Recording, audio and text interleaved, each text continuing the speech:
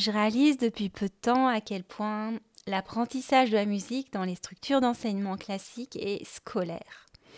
L'objectif étant de faire de nous de bons interprètes, mais absolument pas des musiciens complets, capables de créer, de composer, d'arranger une musique, d'improviser.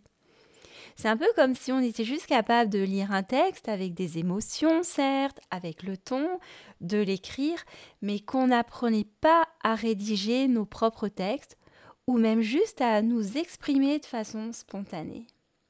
C'est aussi comme si un peintre ne faisait que reproduire d'autres œuvres sans créer les siennes.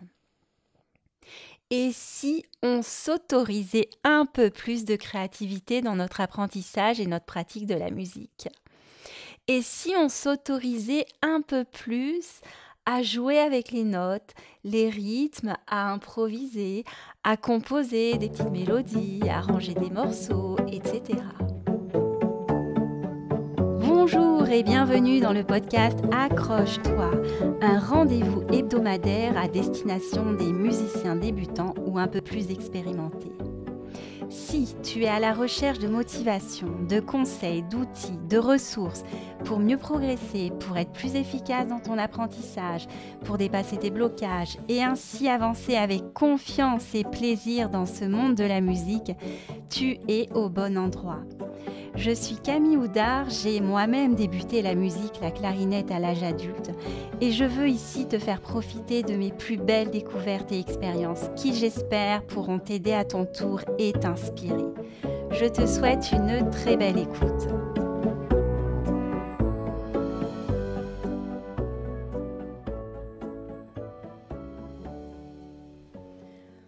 Salut, comment vas-tu? Do, ré, mi, ré, do, ré, mi, fa, sol. Alors, moi, quand j'étais petite, j'étais plutôt une enfant sage, un peu réservée. À l'école, en tout cas, je travaillais plutôt bien. J'avais des notes correctes, j'avais plutôt des bonnes notes. J'étais sérieuse, j'étais studieuse. C'est ce qu'on pouvait lire d'ailleurs sur mes bulletins, élève agréable, souriante, sérieuse. Et je détestais, en tout cas, je me souviens avoir des mauvaises notes. C'était un petit peu comme si je perdais un peu de ma valeur. Donc, je travaillais beaucoup pour avoir des bonnes notes. Ça, c'est la Camille à l'école. À la maison, bon, je faisais mes devoirs, certes, voilà. Là, j'étais toujours cette enfant plutôt sérieuse. Mais ce que j'aimais par-dessus tout, c'était faire des activités manuelles. J'aimais créer. Je faisais pas mal de peinture, de la peinture sur t-shirt, des pochoirs. Plus tard, j'ai fait beaucoup de menuiserie. J'aimais travailler le bois. Donc pour me sentir, et ça me rendait bien. J'aimais créer, j'avais ce besoin de créer. Et c'est un peu comme ça que naturellement, j'ai choisi l'architecture. Et je me souviens de mes études au début, c'était vraiment très sympa parce qu'on nous invitait vraiment à explorer toute notre créativité. Moi, je me souviens de mon premier cours en architecture où on ne nous avait pas demandé de concevoir juste une maison en nous donnant plein de contraintes. C'était très, très, très libre. C'est voilà, vous avez du carton là et faites-nous un abri. Je me souviens, le thème, c'était un abri de l'esprit. Il fallait travailler avec les plans, les volumes et chercher un petit peu à travailler avec la lumière. Et moi, j'avais fait un super projet qui m'avait pas mal donné confiance en moi. Donc voilà, études d'architecture où on nous poussait vraiment à la créativité, on nous disait même que tout est possible, alors allez-y, lâchez-vous, faites, soyez originaux, créez. Alors voilà, on construisait, on déconstruisait, on faisait des collages, des découpages, c'était tout ce travail avec la lumière, les couleurs, le terrain, enfin moi j'adorais ça. Donc ça, c'était vraiment mon époque étudiante en architecture.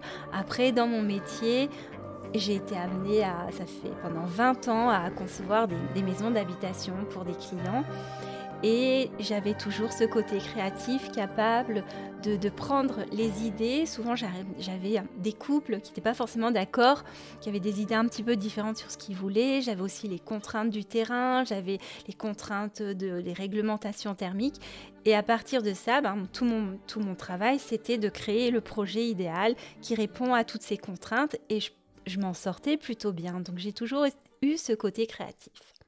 Et alors, quand je me suis mise à la clarinette, je me suis inscrite dans une école de musique. Et école de musique, je me suis retrouvée de nouveau à l'école, sur les bancs de l'école en solfège, à prendre des cours avec un professeur, à avoir des bulletins à la fin de chaque trimestre.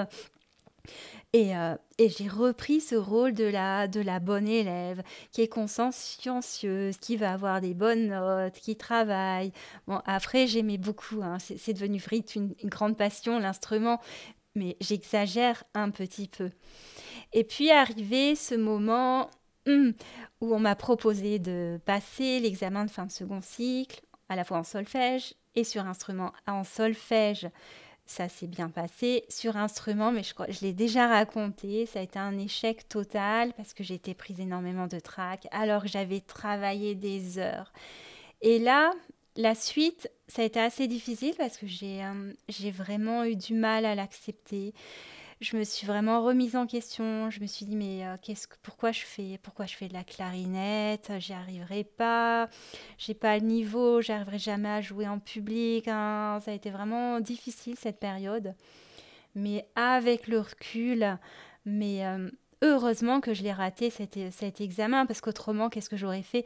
J'aurais continué à suivre je serais allée au conservatoire pour faire le troisième cycle, le conservatoire qui en plus a 1 heure de route, et j'aurais continué à faire la bonne élève pour avoir des diplômes, ta, ta, ta. Alors que là, qu'est-ce que j'ai fait? Eh bien, je me suis vraiment posé la question, qu'est-ce que tu veux? Qu'est-ce que tu veux faire? Et moi, là, je me suis dit, je veux jouer, moi, je veux faire de la musique, je veux m'éclater, je veux le plaisir. Et c'est comme ça que j'ai contacté une copine accordéoniste et qu'on a commencé à jouer ensemble.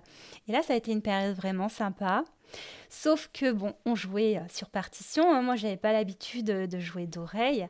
Et c'est là que j'ai réalisé à quel point, mais on avait besoin. Bon, c'est bien de lire les partitions, c'est bien de les jouer.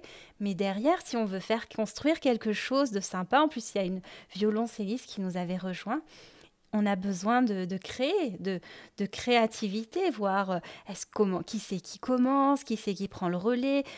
Est-ce que ça serait pas mal de jouer une deuxième voix mélodique, de faire l'accompagnement comme ça, de mettre un petit peu de percu, de ta ta ta. Donc, et moi, je me sentais absolument nulle parce que j'avais absolument pas appris tout ça.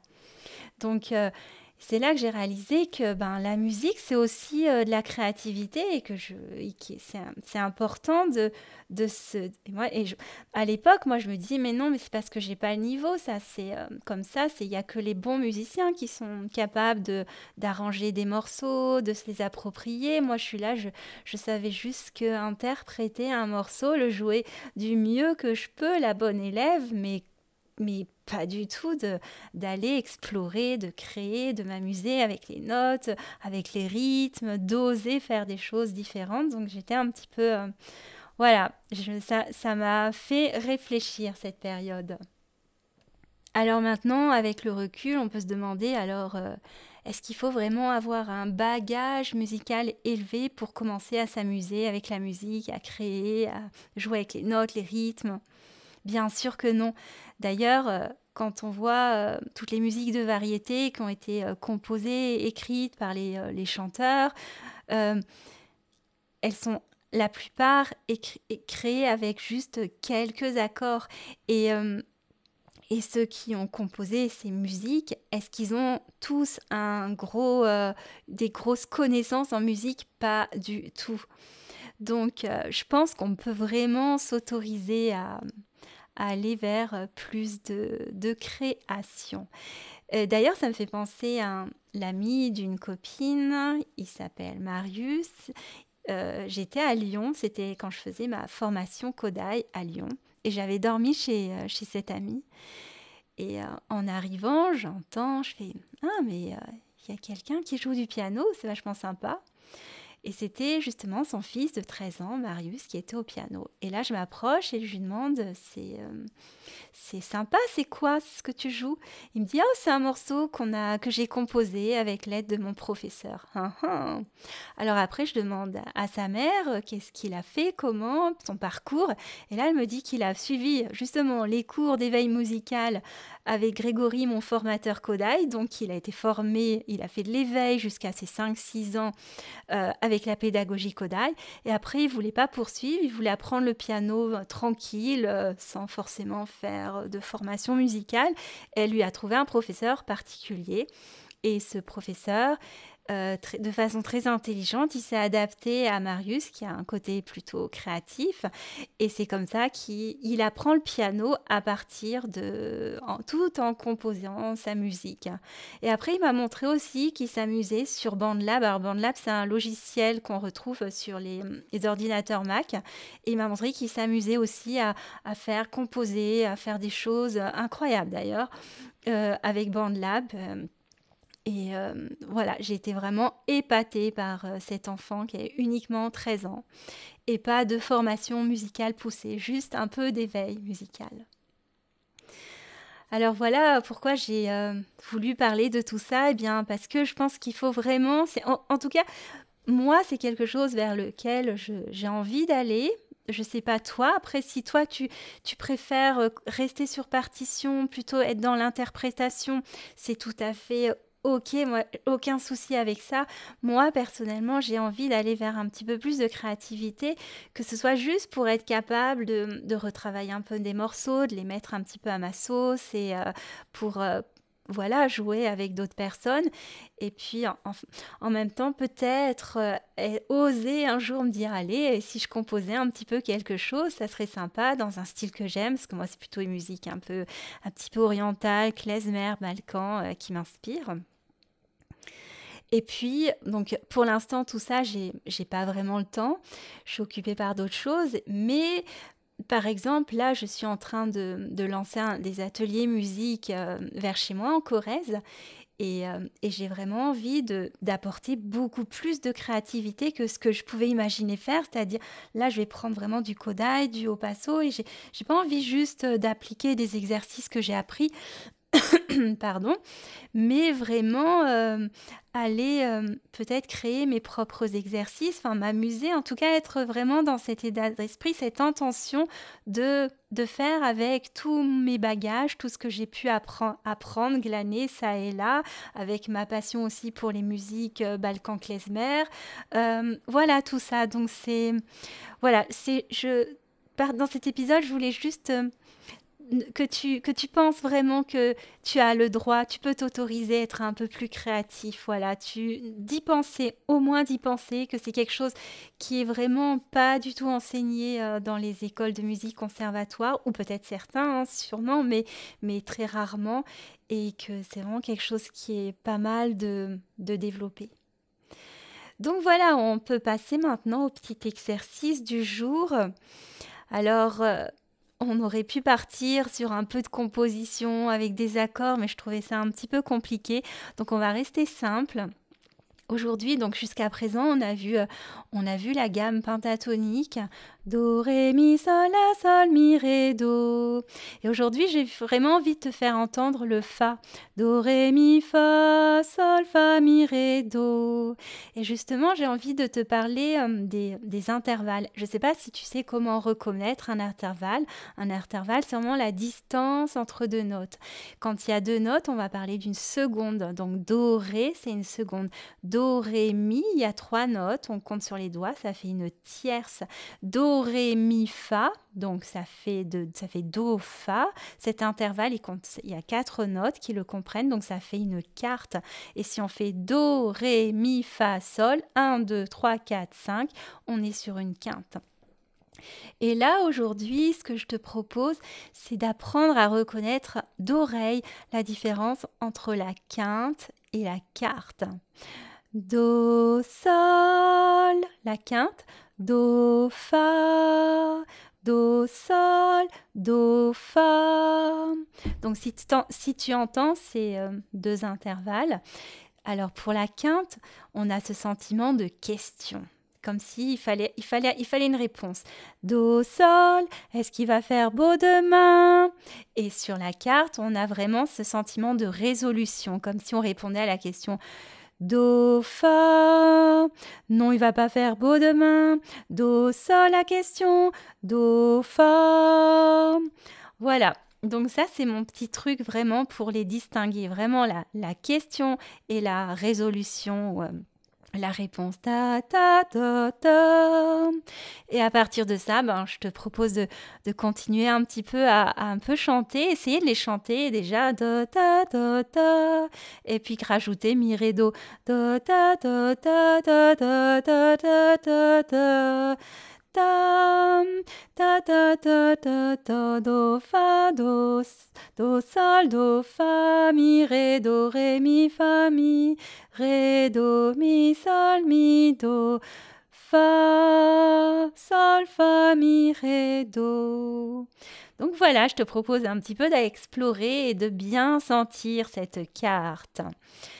Et voilà, écoute, cet épisode est terminé. J'espère, t'avoir donné envie d'aller un petit peu explorer, être un tout petit peu créatif.